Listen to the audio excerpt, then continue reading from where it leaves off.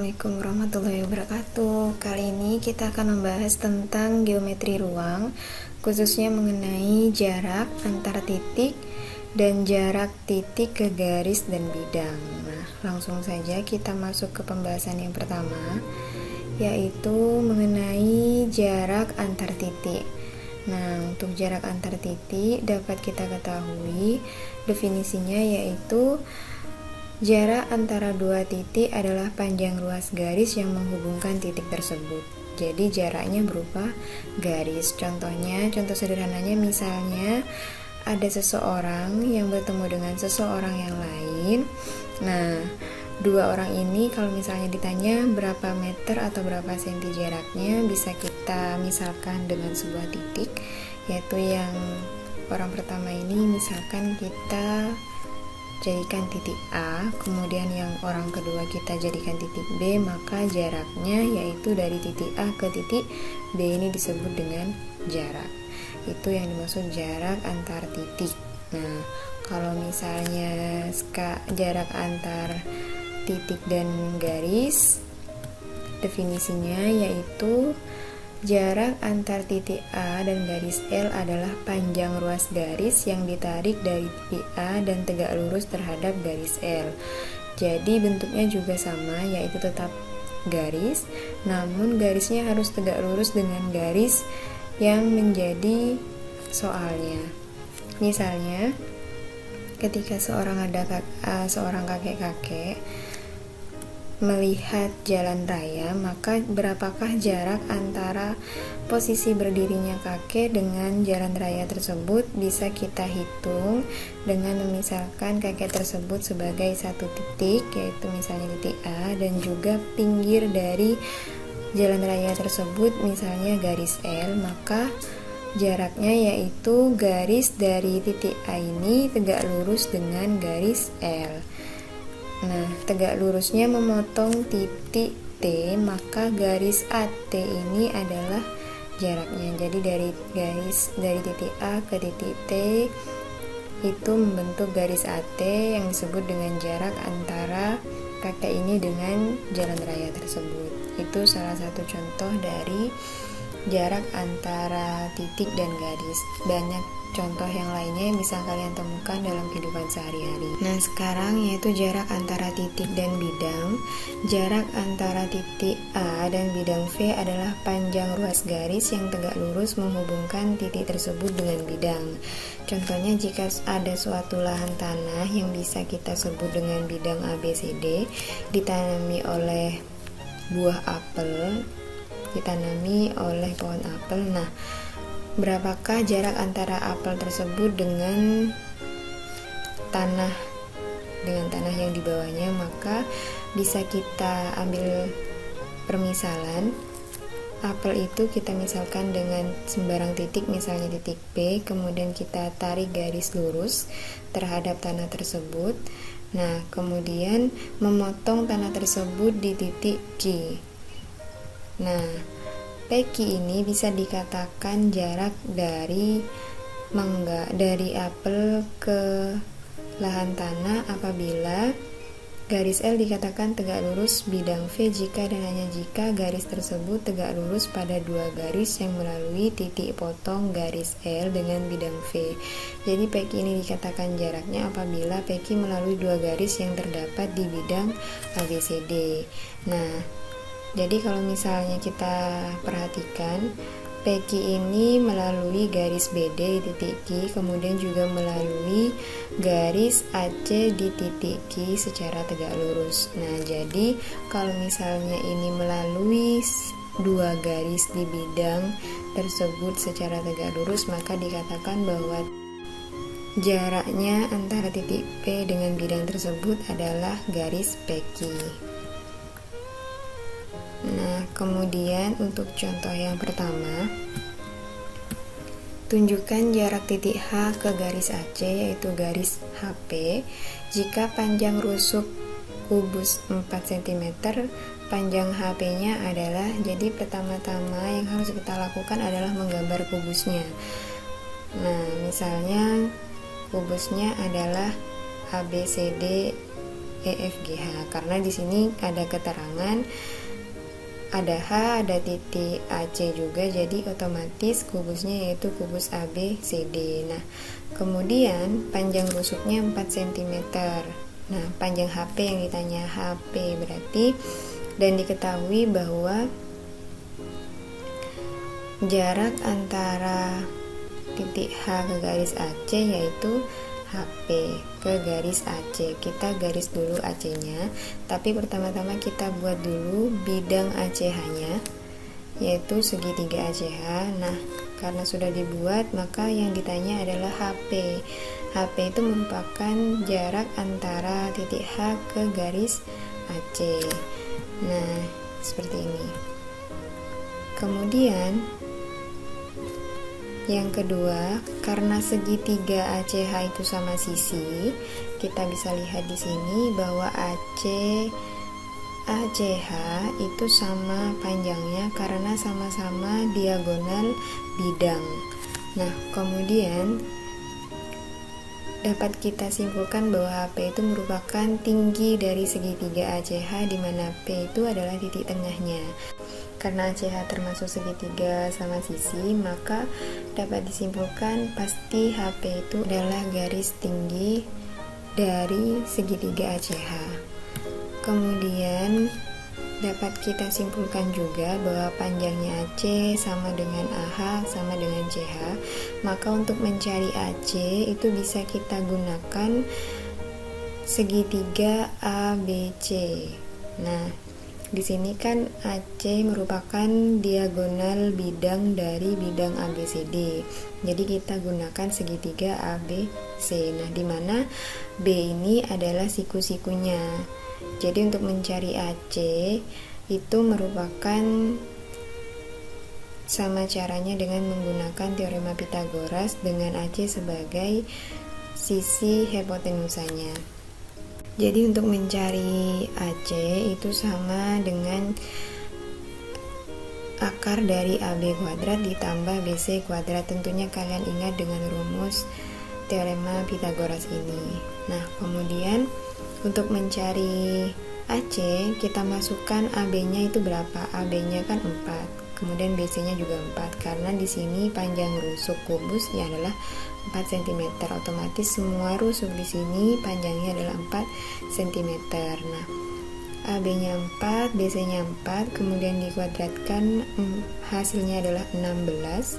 Kemudian 4 kuadrat juga 16, maka ketika ditotal hasilnya 32. Nah, akar 32 itu tidak ada, jadi kita sederhanakan, kita bisa lihat di atasnya secara gampangnya. 16 nya ada 2 kali, maka sama artinya dengan 16 kali 2. Sedangkan akar 16 itu hasil 4, jadi sisa akar 2. Maka AC nya adalah 4 akar 2 cm. Sehingga dapat disimpulkan bahwa AC sama dengan AH sama dengan CH, karena ini tadi sudah dijelaskan bahwa ini merupakan segitiga sama sisi, panjangnya semuanya adalah 4 akar 2. Nah, kemudian setelah kita ketahui bahwa AC, AH, dan CH itu 4 akar 2, maka dapat kita simpulkan bahwa AP itu adalah setengahnya dari AC. Nah, kalau setengahnya dari AC berarti setengah dari 4 akar 2, yaitu 2 akar 2. Nah, untuk mencari panjang HP ada 2 alternatif. Alternatif yang pertama yaitu HP ini merupakan garis siku-siku dari segitiga AHC. Nah, AHC. Nah, di sini kita menggunakan rumus garis siku-siku. Berarti kalau untuk mencari garis siku-siku berarti kan dikurangi, sedangkan untuk mencari garis hipotenusa kita bisa tambahkan. Nah, di sini yang digunakan adalah segitiga AHP. Kalau misalnya kalian mau menggunakan segitiga PCH juga boleh. Nah, kalau di sini kita menggunakan segitiga APH-nya. Jadi untuk mencari HP tentunya AH kuadrat dikurangi oleh AP kuadrat. Jadi yang ada di depan adalah garis hipotenusa atau garis miringnya. kemudian kita masukkan AH itu hasilnya 4 akar 2 dikuadratkan, kemudian dikurangi AP kuadrat. AP-nya sudah diketahui kalau 2 akar 2. Nah, sekarang kita masukkan 4 pangkat 2 itu hasilnya 16. Kemudian akar 2 pangkat 2 hasilnya akar 4. Nah, akar dari 4 adalah 2. Nah, sama dengan yang ini, 2 pangkat 2 hasilnya 4. Kemudian akar dari 2 kemudian dikuadratkan, maka hasilnya adalah akar 4. Nah, akar 4 adalah 2. Sehingga dapat diperoleh 16 kali 2 hasilnya 32, sedangkan 4 kali 2 hasilnya 8. Setelah dikurangi hasilnya 24. Nah, karena tidak ada hasil akar dari 24, maka kita sederhanakan. 24 ini berasal dari banyak perkalian, misalnya dari 1 kali 24, kemudian 2 kali 12, kemudian 3 dikali 8, dan juga 4 kali 6. Nah, tapi yang salah satunya bisa diakarkan adalah yang mengandung 4, karena akar 4 adalah 2, sehingga sisanya 6. Maka HP-nya yaitu 2 akar 6. Nah, untuk yang alternatif kedua, kita bisa menggunakan bantuan dari BD.